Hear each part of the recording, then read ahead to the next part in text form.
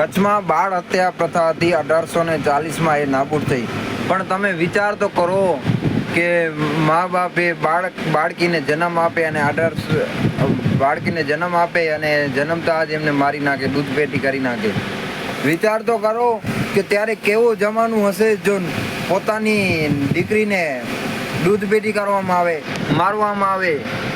કાંઈક તો એનું કારણ હોય ને કે બાપ અને માં કોઈ દિવસ એવું વિચાર ના આવે કે મારી નાખે. પણ એવા કુર રાજા હતો, વિધર્મીઓ એવા રાજાઓ હતા, બાદશાહ હતા, જેઓ દીકરીઓને હરણ કરતા હતા, દીકરીઓ સાથે બળાત્કાર કરતા હતા અને દીકરીઓ મરી જાય એની લાશ સાથે પણ ખરાબ કૃત્ય કરતા હતા. એટલે તો જોહર પ્રથા આવી. કે છે ને કે જોહર પ્રથા, અમે જોહર પ્રથા કોઈ શોખ ન હતો કે કોઈને શોખ નથી જે અગ્નિમાં આમ આપઘાત કરવાનું, મરી જવાનું, શરીરને નષ્ટ કરવાનું. કારણ કે આમ આપઘાત કરતા હતા, મરતા હતા તો આની લાશો સાથે ખરાબ કૃત્યો કરતા હતા.